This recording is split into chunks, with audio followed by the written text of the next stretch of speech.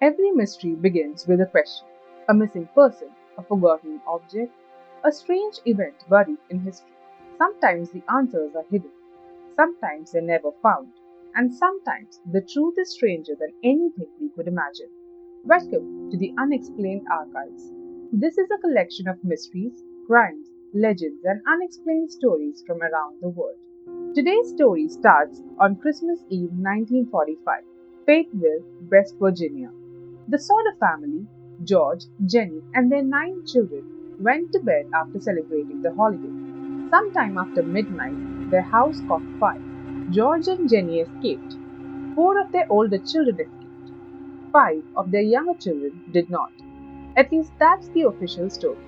Because when the fire was out and the ashes were searched, no human remains were found. No bones, no teeth, no evidence that 5 children had ever been in that house. For the next 50 years, George and Jenny Sodder refused to accept that their children were dead. They put up a billboard on the highway outside their home with photos of the children and the words, "Do you know these children?" It stayed up for decades. And to this day, no one knows what happened to Maurice, Martha, Louis, Jenny, and Betty Sodder. The fire started sometime around 1 a.m. on Christmas morning 1945. Sylvia, one of the older daughters, woke up and found the house in flames. She woke her parents. George Sodder tried to reach the second floor where the younger children slept. The stairs were engulfed. He tried to use the ladder that had been leaning against the outside of the house. It was gone. He tried to use his 2 coal trucks to reach the second floor windows. Neither would start, despite the fact that he had driven them the day before. He tried to call the fire department. The phone line was dead. Neighbor Marion Henthorne ran to a nearby house to call for help.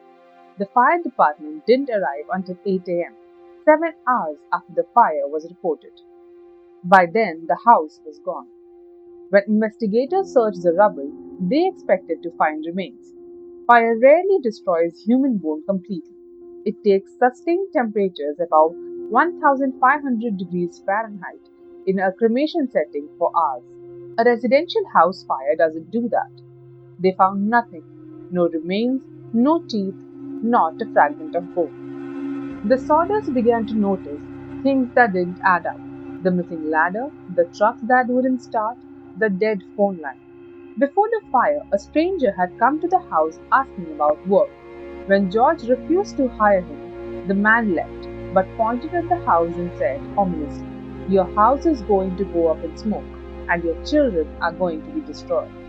A woman at a Charleston motel later reported seeing a group of children on Christmas morning.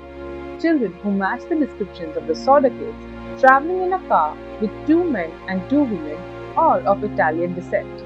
The Sodders were Italian immigrants. George had been publicly critical of Mussolini and Italian fascism before the war. He had received threats.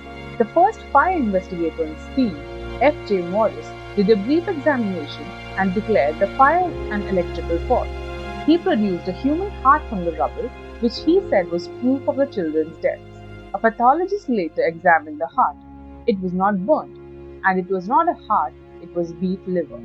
George and Jenny hired their own investigators.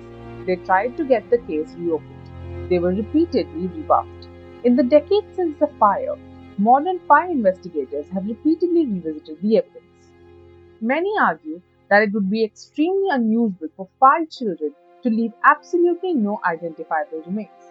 Teeth, bone fragments, and other evidence typically survive residential fires. Others caution that records from the original investigation are incomplete, making definitive conclusions difficult. As of 2026, the absence of physical evidence remains one of the strongest arguments against the official explanation. Now let's look at some theories. Theory 1: the children survived. The most disturbing possibility: the children were taken. The absence of remains, the sabotaged trucks and ladder, the dead phone line, the delayed fire department. The Sodders believed someone had arranged this, that the fire was set deliberately and the children were removed before or during it. In 1967, 22 years later, Jenny Sodder received a photograph in the mail. It showed a young man in his 20s. On the back was written, Louis Sodder, I love Brother Frankie, Illil Boys A90132. Jenny believed it was her son. The photograph was never traced. The sender was never identified. Theory 2. The Mafia Connection.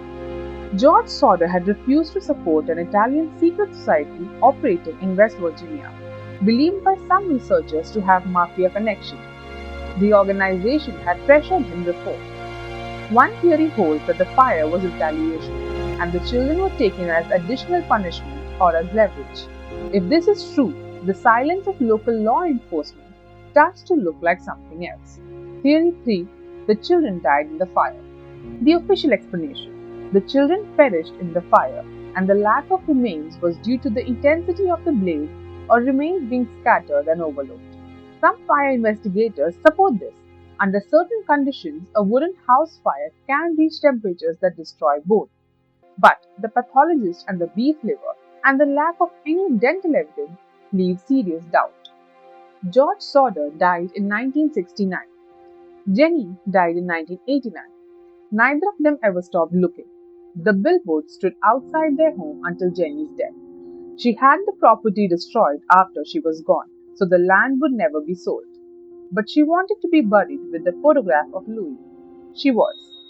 Maurice, Martha, Louis, Jenny, and Betty Sodder have never been found. The case has never been officially solved.